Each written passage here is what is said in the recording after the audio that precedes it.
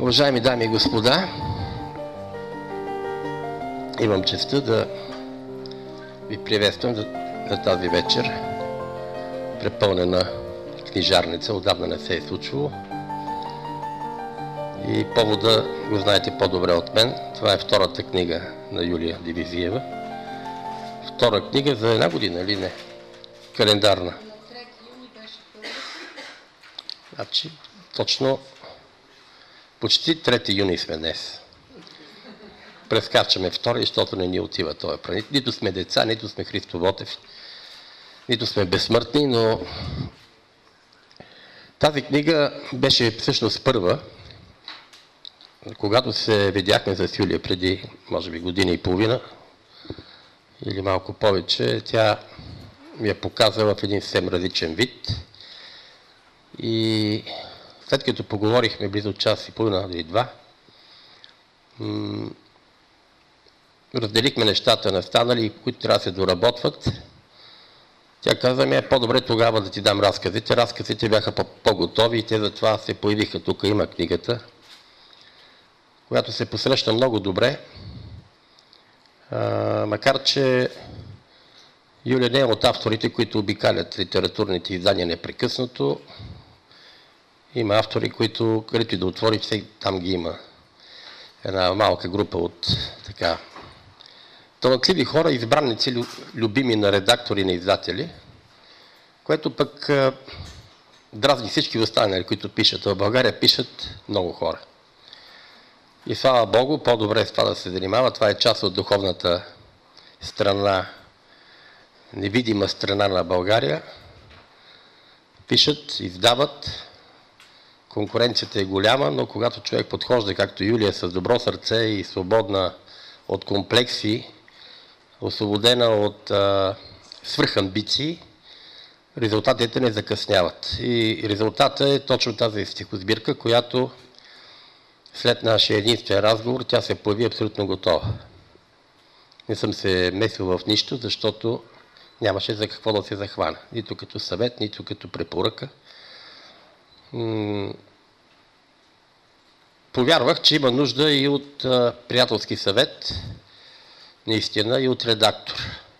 Когато има човек, който да чува, който иска да върви към по-добро и разчита на рутината, на опита на свой колега. Сега това, че други издават без да ги показват на никого, това си е тяхна работа. Или може би показват само на жена си или на съпруга си. И смятат, че това е читателската аудитория, която трябва да покорят. Каква е книгата на Юлия? Тя е едно не е криво, а праведно огледало на всичко, което е минало до тук. Това е опита й, любовта й, нежността й. Надскочила е онези типично женски, не съм мачист, но или сектист, как се казва. Има особености на женското писане с много ах, ох, ех, сълзи, сополи, викане, окане, самосъжаления. И ние мъжете сме много самотни, но много рядко си признаваме. Но поне в стиховете човек, когато излиза в книга, не би трябвало да допуска самосъжаления, а трябва да търси, и това го има при Юлия, трябва да търси и Бога, и смисъла, и небето, и над небето какво има, и човешките отношения, които няма как да избегнем, защото в моменти на мъка, на тъга, айде да не е мъка, но на тъга, което хората, които пишат стихове, често ги изпохождат, неочаквано ги връхлитат и стиховете сякаш идват сами. От нас остава само да бъдем искрени и чисти в своето посрещане на тези внушения, които аз съм сигурен, че идват от някъде другаде. Стигнах до извода, че след като има, така се твърди, всеки от нас има ангел-хранител, защо пък да няма и ангел-вдъхновител? ангел вдъхновител във всичко, което прави. Тук има и банкери, има учители, има редактори, има журналисти, има кинаджи. Ангела вдъхновител обязателно трябва да се... Не знам дали ангела хранител и вдъхновител е едно и също лице, може би са различни. Много пъти ние не вярваме в тези неща, но когато отлетим горе, тогава ще се окаже дали сме прави или не. Тези, които не вярват и тези, които вярват като мене. Юлия, нейното огледало е изчистено, праведно, защото преодолява и благодарение на това, че не избърза с книгата си да издаде в един по-несъвършен вид, виждаме една здрава книга, от която тя няма право да се срамува. Обратно, тя я задължава да пише и да продължава да пише, защото по менталитет, по духовна настройка тя е повече поетеса, отколкото разказвач. Но разказите й също личи, че са писани от човек, който се занимава с лирика. Те са и като наблюдения, и като избор на сюжети, и като рефлекси, както е модно да се казва.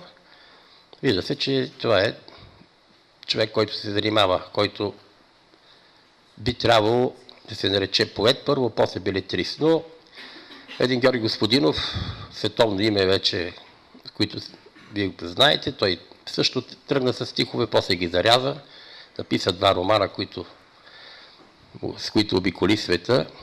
Юлия, не знам ти дали ще напишеш роман, ако можеш, ще го издадем, ще се радваме. Явно хората четат повече романи днес. Там е по-сигурно успеха, докато стихосбирката и сборника с разказа, те са по-финна материя. Някак си... това всеки го може, така си мислят повече читатели. А всъщност романа се пише много просто. Една купчина тухли ги подреждаш по някакъв начин и излиза роман. Не искам да обиждам белетристите, напротив, сега това са мои такива моментни размишления, защото имаме среща с 2 книги. Аз предпочитам стихосбирката, защото тя е по-обещаваща. И обещаващото е именно от това, което казах. Оттърсен автор, оттърсен от комплекси. Житейски, политически, икономически, всякакви. Каквито обикновено талантливите хора се оттърсват, за да продължат към по-чистото изкуство, към по-висшите сфери. В противен случай се занимават само с всичко друго около света, който не е съвършен и никой не е казал, че трябва да е съвършен.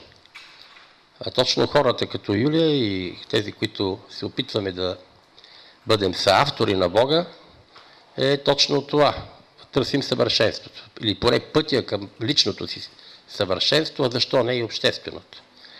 В едно общество, в което сега като идвах насам ми хрумна, че може би трябва да има второ покръстване, защото то такава сган от бездуховници и от хора, които нищо друго не ги интересува, само материалното и безбожието във всичките му видове.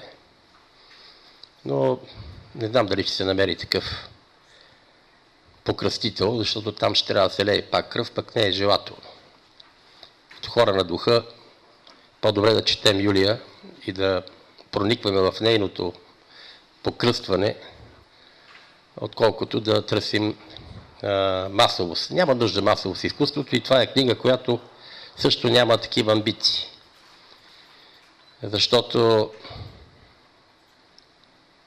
качеството е важно, а не количеството. Това за всеки автор е много изкусително. Всеки иска, щом пише и щом особено публикува, има един така определен процент на суета, който няма защо да го крием. Но това е суетата, която движи и света. Движи и автора, движи духа му, движи го тази неудовлетвореност. И е хубаво, че тази вечер залата е пълна, книжарницата е пълна, че толкова много автографи ще трябва да дадеш, Юля, защото пък и обратното, когато на първия ред, поет до поет, на втория празна аудитория е жестоко. Но айде да не бъбре аз, нека да чуем стиховете, които по-добре говорят за себе си, отколкото аз. И ви пожелавам не само да си вземете книгата, но и да прочетете няколко пъти. Не бързайте, тя не е като за притоплена полуготова храна. Трябва да се взирате внимателно, защото ще видите неща, които поезията трябва да се чете лично, но сега ще чуем в изпълнение на един наш голям актьор. Заповядай, Мариус.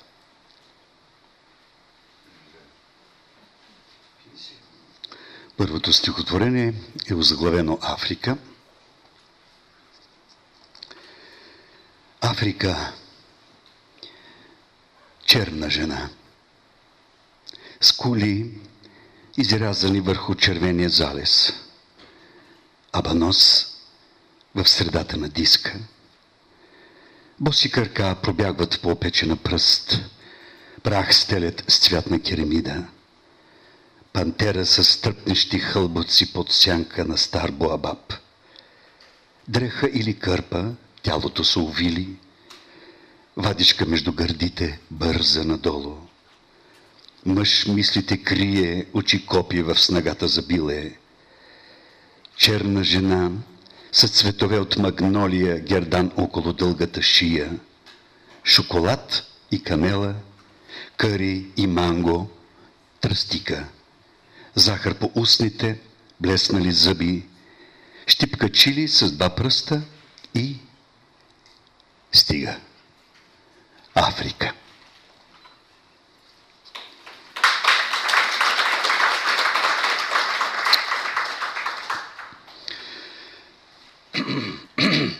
Пътят на червеното лале. Ширнали са се полета с хиляди лалета. Бели, бели и едно червено, стъпило на пръсти, на полето в сърцето, пулсът на лалетата. Цветовете им са чаши за кафе на феи. Святъра стебла поклащат, чакат слънцето да ги налее. Идва Нилсен и Иван, подърнилите берачи. Режат и в кутиите подреждат, без дори да ги поглеждат. Палачи. И полето с червеното лале е покосено. Феите отлитат, недокоснали кафето. Тихо мълком се превръщат в птици, но без птича песен. Полето винаги е храм. Тарът често е Сергия.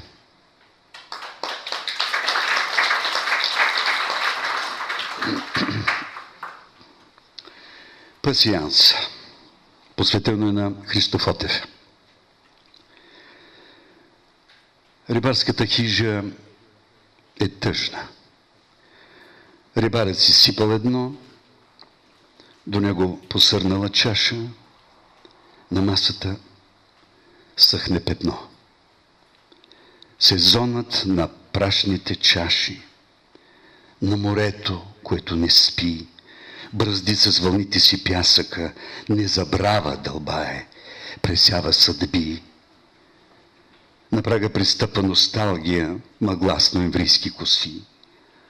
Помита трохите от завчера, на мъждивата лампа пасианс ще реди. От тръни настръхнал е плажът, от дънните ями наднича око. Навънка е толкова влажно, тя пали цигара и си сипва едно.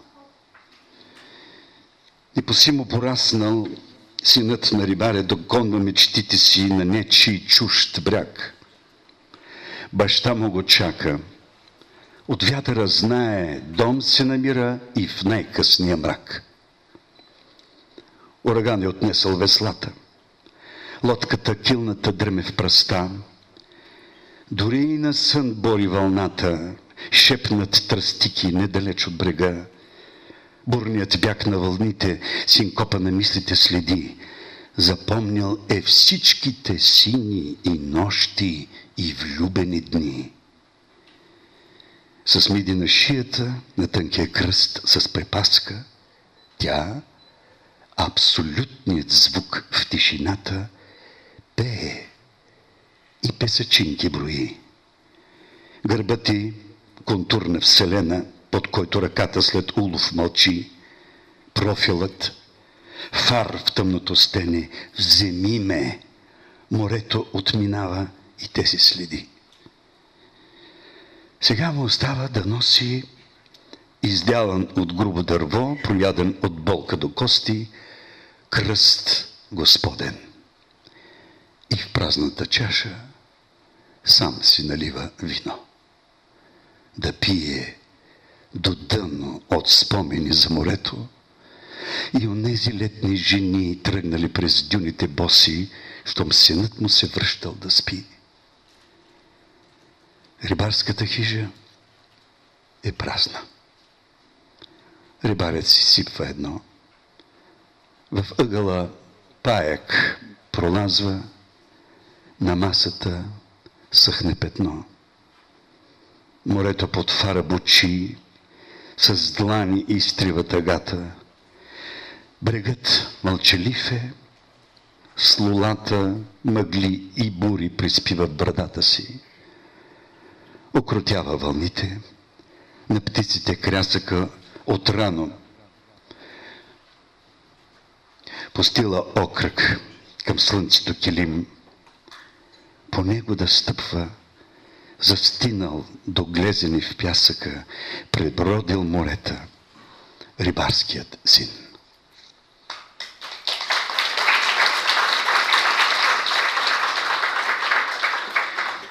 Бащина изповед. Този сняг навят на преспи в душата, хлябът несе на сърцето в нощите, не ще стопи. Само виното на паметта от коса мъката ще дави и топи. Лед на ручи ще стича езерно, ще крача към полето от въздишки и тързания, а на залез ще попита: можех ли стрелката на компаса да обърна? Ненавременен и малък, уж със свит юмрук, а без замах, тъй жалък. И на случая в муцуната сърдита нямах сили да налитам. Хляб и вино, 2-3 стари книги на небесната трапеза стигат. И до скоро. Ще се видим.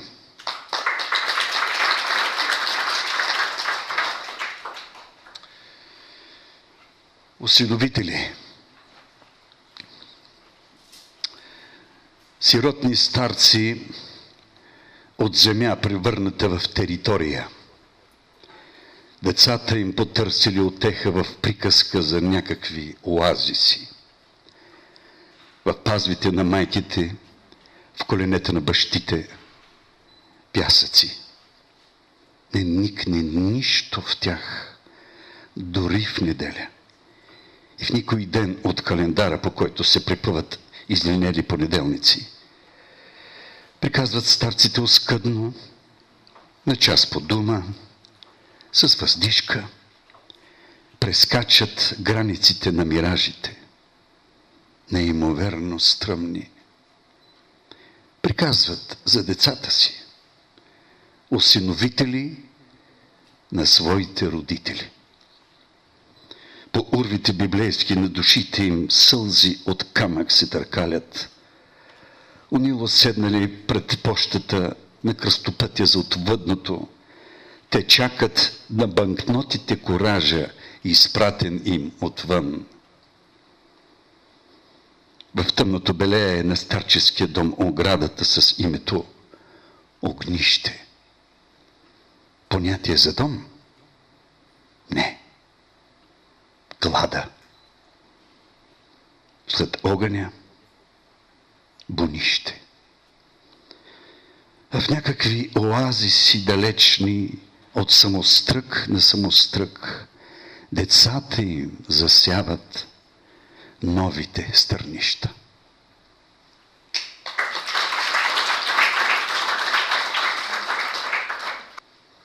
Дадох дума.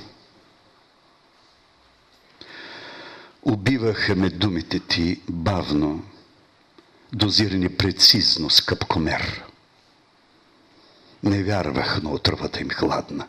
Улово утаило се в мен. Търпение. Дума дадох. Очите си напълних с копнеж. Сърцето с няколко прескачания, цветята не цъфтят в скреж. Не се привързвай. Литват есенно листата. Не се привързвай. Облаците плачат, обърнали сълзите в дъжд. Намирам в джоба си билет, любим рефрен от стара песен. И ставам част от този дъжд. И ставам лист отнесен. Неистините са си само твои. За мен световъртежът.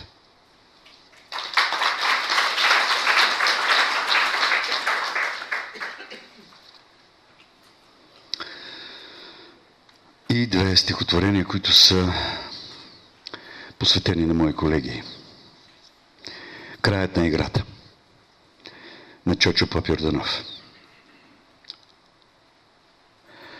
Онази с косата, разпоредителката в тъмния салон, помага, търси номерата и за ръката води към реда.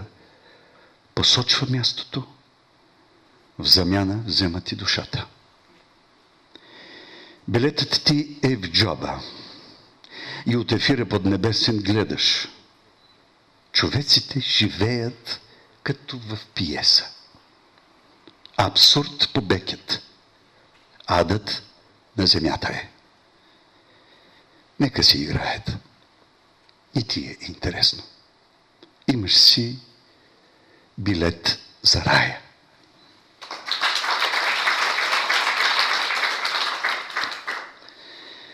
И едно стихотворение, което е озаглавено живот и е посветено на Венци Кисьов. Радост, скръб, неволи, смях и сълзи, страст, крамоли. Какъв живот! Приятели, предатели, доброжелатели, ласкатели, мъгла и вятър, театър. Такъв живот. Писана, недописана, кривонаписана, с грешки приписана пиеса. Играем я, мечтаем, нехаем, не знаем репликите ти, живот.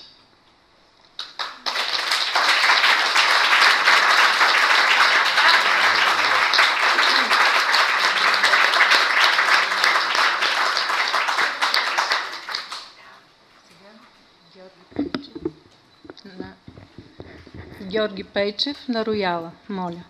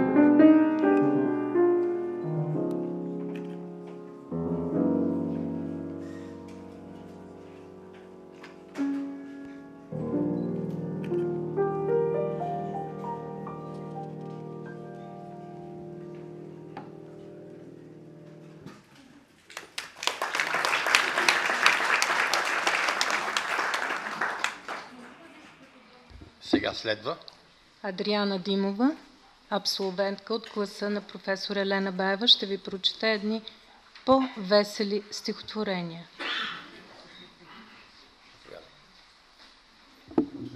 Добър вечер.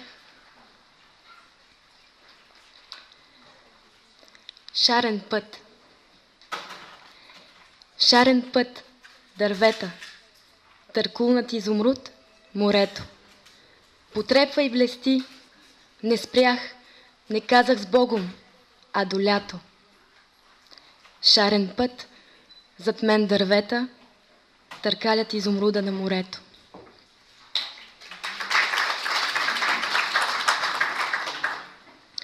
Пианист.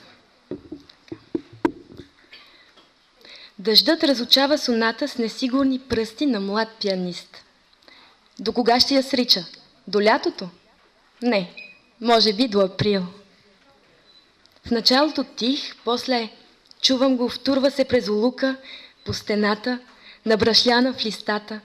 Демонстрира ми техника, която току-що е открил. Взех си една капка. Спомен за лято. В замяна му давам ръката си. В шепа ще пазя дъждовния звън. Надежда веднъж и за мен да остане, не за канавката. За нея дъждът е просто вода, поглъща я, носи я, хвърля я в бучащата тъмна градска река. Дебето изцежда финалните капки.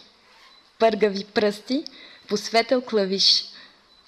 Улавям се, чета за сонатата на един мокър концертен афиш.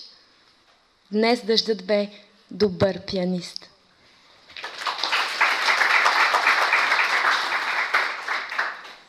Завръщане. Не мога да обхвана хаоса. Очи и ръце не стигат. Опъвам тетивата, пръсвам се на хиляди прашинки. Отнасям се, политам и тук съм и не съм. Докосвам с длани пъстрото в дъгата, завръщам се и съм.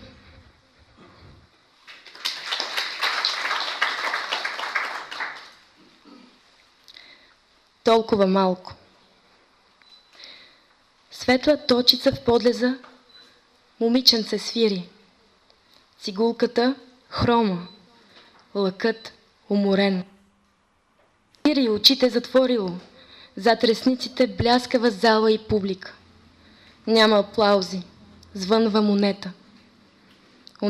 Унесът тръгва си, пръстите бавни, премръзнали, мисъл за тока, за хляба, за двете сестричета. Движи лъка, мелодия срича. Толкова малко. Иска си детството, иска нова цигулка, иска друг да работи за хляба, иска да свири, иска съвсем малко. Крачим ние големите, много заети. Съвестта ни звън на дребна монета. В подлеза то е голямото, ние малки.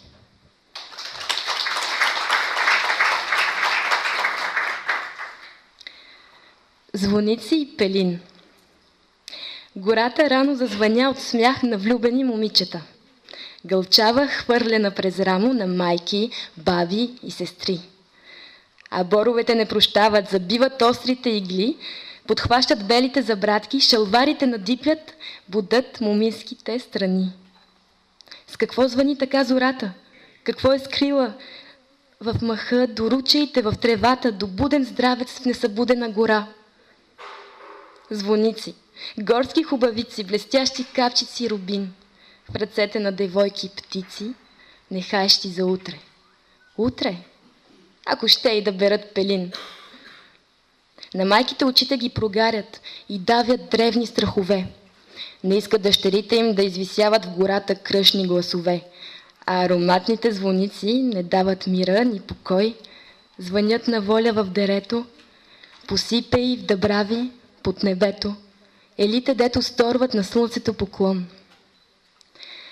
Пристъпват плахо къснелите берачки, смехът поздрачна е така звънлив, момичетата бавят крачки, на майките им пътят бил трънлив. Изтихват приказки и смях. Дали пък дяволът в тъмното е тръгнал да съди пелин?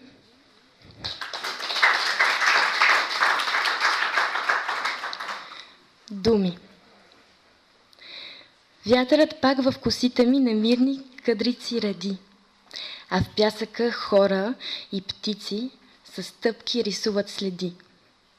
Вълните разчитат ги сричайки и мигом изтриват ги с бяг, отнасят тайните срички далече, отвъд другия бряг.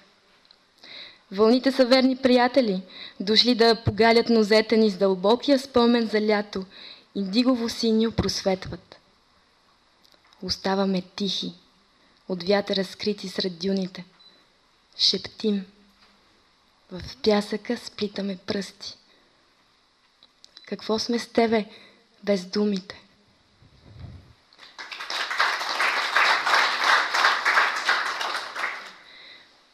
Наричане. Хем те обичам, хем си ми мъчен. И ти ме обичаш, а що ли ме мъчиш? Двамата сеем, кой ли ще жъне? Пътя през страни някой опънал. Гледам те косо, гледаш ме строго. Сърцата си пълним все с тревога. Тя стъпва на пръсти, за да не щупи крехкото утре. То как ли ще стъпи? Зад гърбовете ни раснат грамади, камък на камък, няма огради. Гроздето кисело, некосени ливади. Днес вече виждам, че сме големи, а двама хлапаци в очите ни дремят. Ако речем да ги събудим, как ли ще хукнат, будни, блудни? Тихо. Очите си да затворим. Много е тихо. Няма да спим и няма да спорим.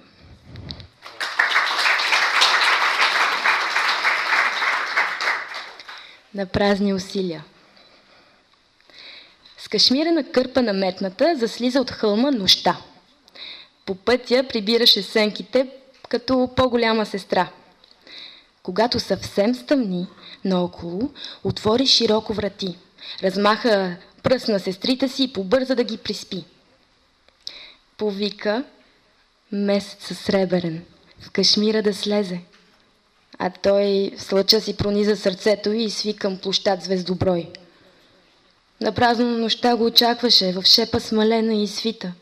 Утро наднигна в душата й, но тя чакаше друг. Цял живот търсиш един. Вървеше към хълма нощта, по пътя си будеше сенките, обърнала гръб на деня.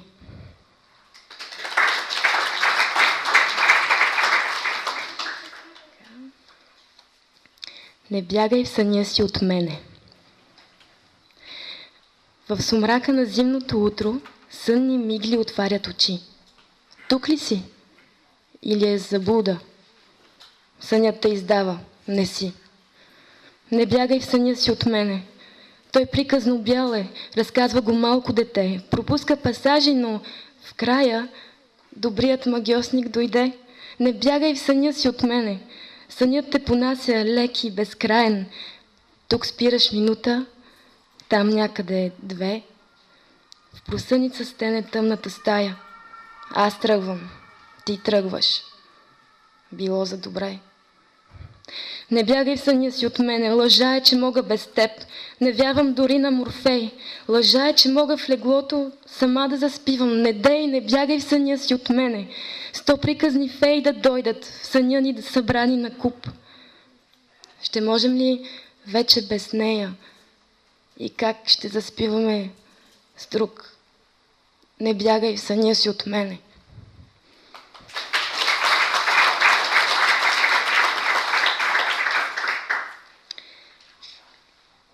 И последното стихотворение. Радичкови връбчета в парка Заимов. Днес дъждът се умори, капна от усърдие. От очите на дете слънцето изтри сълзи. Няколко връбчета си приказват, недоволни, че дъждът им досади. Виж, над сена да вали някак е нормално. И красиво е дори. А над Перловецови просто е нахално. Лъч от крана от топлина по перцата им пробягва. облакът и той едва гърбицата си обтяга. А отгоре им мъдрец с усмивка закачлива нарисувал е тенец, а до него лъв без грива. И връбчетата деца в богородичното утро по конец редят слова и съдби заплитат в сукно. Песента им е щурец в ухото на пазача, онзи същия пазач, дето в парка важно крачи. Врана с цялото си лустро край фонтана грачи, с любов и нея драснал върху листа разказвачът. Тя вършее по света, приказката му дописва върху белите листа. Много често си измисля. На алеята връбчета и дете брои до 3. Не вали. Свил платната сред радичковата сага, с прихавят ситен дъжд по реката бяга. А връбците на ята литват към пазара да разкажат на света по сергиите когото сварят. За яда от този дъжд, минал през града ни, как сега до късно ще сушат мокрите си перушини. Благодаря.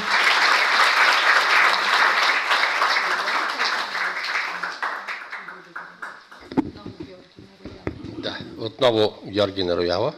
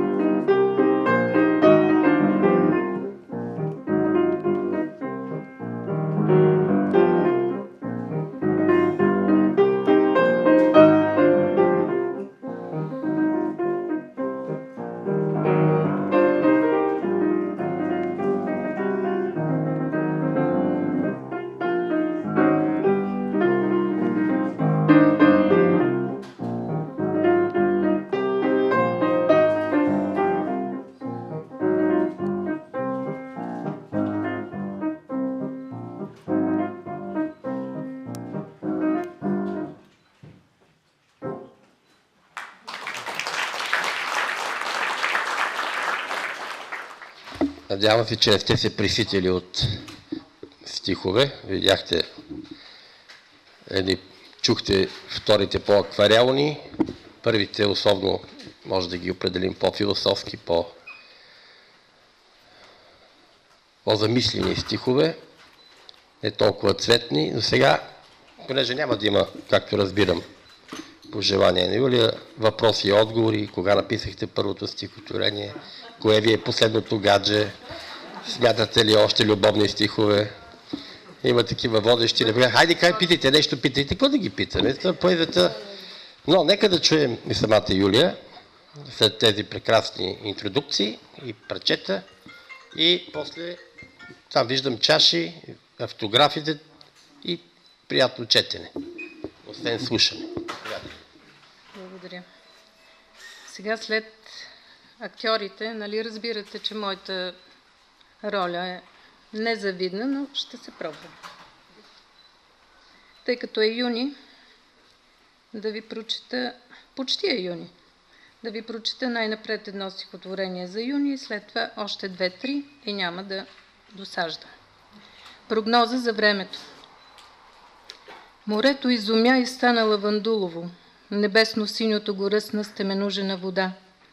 На юни в очите лавандули луднали потрепват нежно в избоялите поля. Избухва в лила по мравешките пътища, премяната им светла с буфан ръкав и много цвят. Огледани в небесно огледало сънища, заченати с любов във виолетов зрак. Две лястовици пият в захлас от венчелищета, наени овден от тайната, мълчаната вода. На поход котки тръгват с похотни помислия и младо лято зрее в тръпнещата ми снага. А старците, с вплетени в живота пръсти, отпиват жадни глътки лилаво вино с тънък аромат. Те даром стоплят в миг кръвта си, с влятата в телата им от Бога благодат.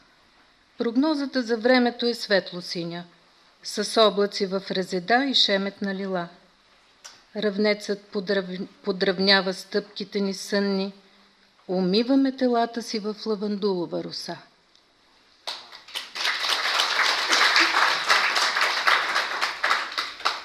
Сега ще ви прочета стихотворението «Ще», което моя издател харесва. Издадо голяма тайна. Стрехите тази нощ са спуснали завеси. Ледът е стиснал здраво сивия улук. Отгоре Бог се е навъсил и сипе януарски студ. Зората с сковани пръсти едва докосва струните от лед. След час небето слънчев лъч ще спусне, капчука ще отронва песен и Бог ще се смили над нас. Ще вдъхне свяст в душата на улука. Ще звънне вънка глас. Дете ще стъпва в следа на куче, снегът ще пука пуканки от мраз.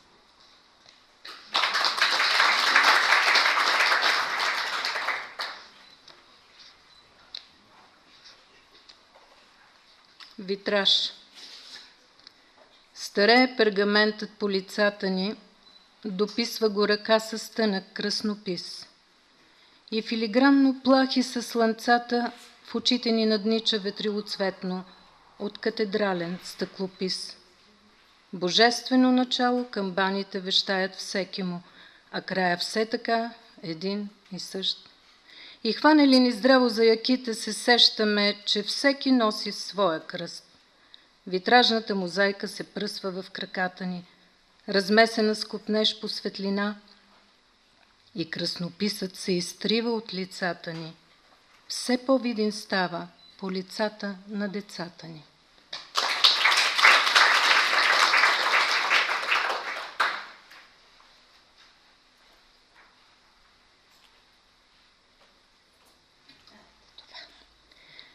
Може би. Ако ме попиташ в пристъпа на лятото горещо коя съм, ще ти кажа. Момичето в ателието изгарящо от лято. Не трепва и прашинка, само спомен на перваза. Скъсени сенки сме попладне, неприбрани вкъщи и мълнията разсякла сухото небе на две не ни смути, а само кестените зрееха набързо и тропаха зелени още по гърбовете на смълчаните коли. Върху платното с терпентинови въздишки с морен рок и ледиби рисуваше ми пладне също толкова горещо, а помежду ни сенчести треви. Как криеха ни, щом захващахме да сътворяваме вини. И толкова е безобидно всичко, и толкова е сладостно, че птиците разчели ребуса ни литват и не оставят от летенето следи. От миналото време ни прощава. Отдавна други сме, не по-добри. Дъхът на терпентин отново ни подклажда, рисуваме. Не сме завършени, рисуваме, че може би.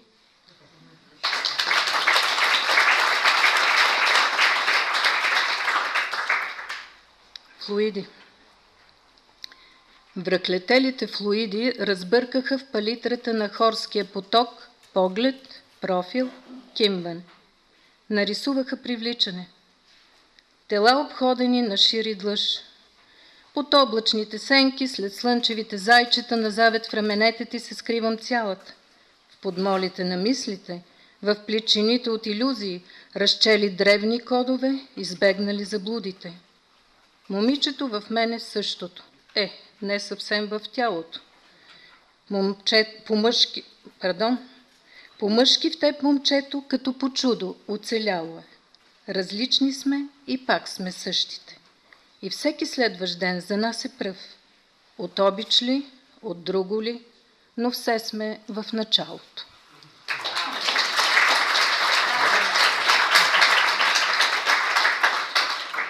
И сега ще ви прочета стихотворението, което даде име на тази книга.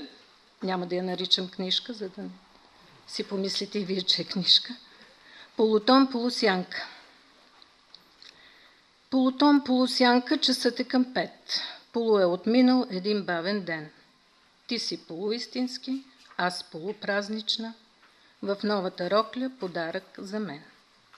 Мисъл препъната, вятър в гривата, някой е впрегнал коне без юзди.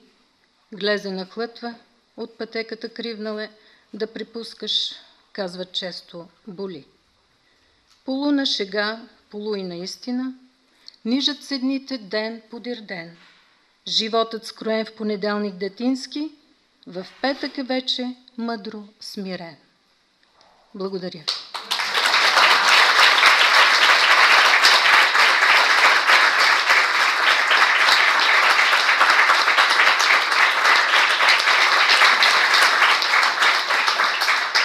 Благодаря на всички вас, които дойдохте и споделихте с мен моите думи, въжделения, надежди, размисли, бдения, както искате го наречете.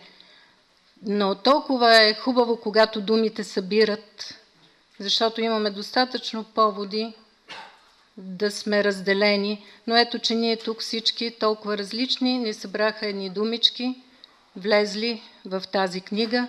Много ви благодаря. Радвам се, щастлива съм, че сте с мен. Благодаря.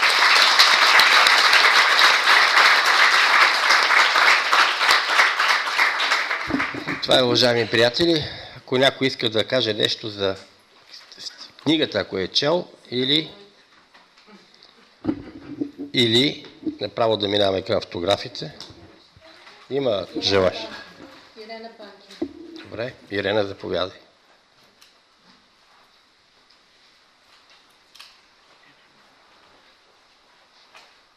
Добър вечер. Присъединявам се към поздравленията за прекрасната първа стихосбирка на Юлия Дивизиева. И още веднъж честито.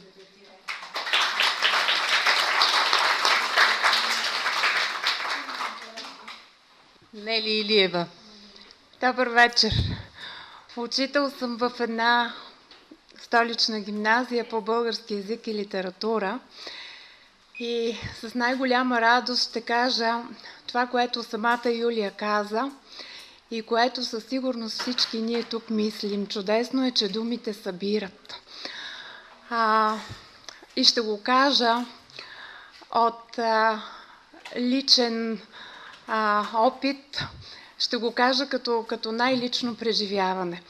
Защото преди да познавам Юлия, познавам стиховете й, преди да има полутон, полусянка, някои текстове четох и като ученичка преписвах в една тетрадка. Сега се радвам, че вече държим в ръцете си тази книга и се радвам, че от тук ще тръгнат още читатели на Юлия. На добър час!